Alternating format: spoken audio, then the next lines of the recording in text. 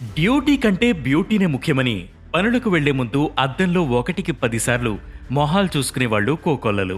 ఏంట్రా ఇంత అందంగా ఉన్నాను, నా అందాన్ని చూసుకుంటే నాకే జలసిగా ఉందిరా అని రగడ సినిమాలో మన బ్రహ్మీ డైలాగ్ కొట్టినట్టు అందం చూసుకుని మురిసిపోతుంటాం. ఇక అందులో హెయిర్ కోసం తీసుకునే కేర్ అయితే నెక్స్ట్ లెవెల్. హెయిర్ను ఫ్రెష్గా ఉంచడానికి షాంపూతో తలస్నానం చేస్తుంటారు. పండగలు ఫంక్షన్లు వస్తే షాంపూకి పని చెప్తాం.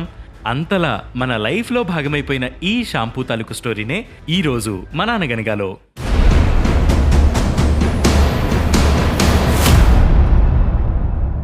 ఈ షాంపూలకు మూలం మన భారత్లోనే ఉంది. ఉసిరి, కుంకిడికాయలు వంటి ఔషధ గుణాలు ఉన్న హెర్బల్స్తో తలంటు పోసుకుని జుట్టును ఆరోగ్యంగా ఉంచుకునేవారు. అయితే ఇలా తలంటుకోవడం, షాంపూయింగ్ అనే కాన్సెప్ట్ ఫేమస్ అయింది మాత్రం డీన్ మహమ్మద్ అనే భారతీయుడి వల్లే. పట్నంలో 1759లో డీన్ మహమ్మద్ జన్మించాడు. అతని తండ్రి బ్రిటిష్ ఇండియా ఆర్మీలో పనిచేసేవారు. కొంతకాలానికి తండ్రి మరణించడంతో డీన్ మొహమ్మద్కు ఉద్యోగం కల్పించింది నాటి బ్రిటిష్ ప్రభుత్వం. 1782 వరకు సైన్యంలో పనిచేసిన అతను ఆ తర్వాత 1784లో రిటైర్ అయిపోయిన అతడి మాజీ బాస్ కెప్టెన్ బేకర్తో కలిసి ఇంగ్లాండ్ వెళ్లిపోయాడు. ఆ తర్వాత లండన్ వచ్చిన బసిల్ కాక్రేన్ అనే వ్యక్తి దగ్గర పనిలో చేరాడు. ఈ కాక్రేన్ అప్పటికే ఇండియాలో ఎంతో కాలం ఉండి తిరిగి వచ్చాడు. ఇండియాలో ఉన్నప్పుడు ఔషధ గుణాలు ఉన్న మూలికలతో ఆవిరి పట్టడం వంటి మన రోజువారీ చిట్కాలను నేర్చుకున్నాడు. అది తలనొప్పి, జలుబు, అలసట వంటి సమస్యలను నయం చేయగలదని తెలుసుకున్నాడు. దీంతో ఇంగ్లాండ్ రిటర్న్ వచ్చి ఆ థెరపీని అందించే బిజినెస్ స్టార్ట్ చేశాడు. దీనిని సక్రమంగా నిర్వహించడంలో డీన్ మహమ్మద్ సహకరించాడట.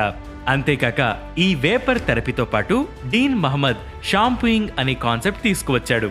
ప్రత్యేక తైలంతో తలంటు పోయటం, మద్దనా చేయడం వంటివి చేసేవాడట. అది కాస్త సూపర్ హిట్ అయిపోయింది.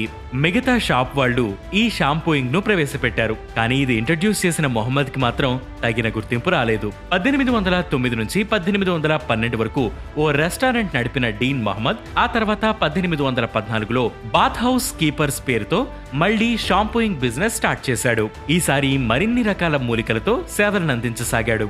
దీనికి the Indian medicated vapour bath అని పేరు పెట్టాడు.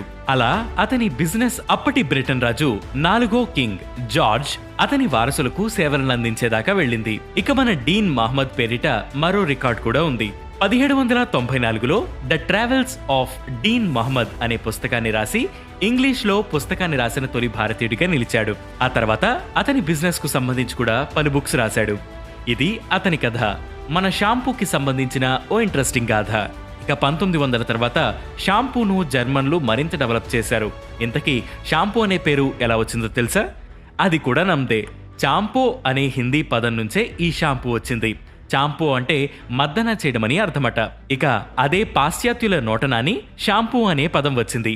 అలా ఇంగ్లీష్లో మన భారతీయ పదం కలిసిపోయింది.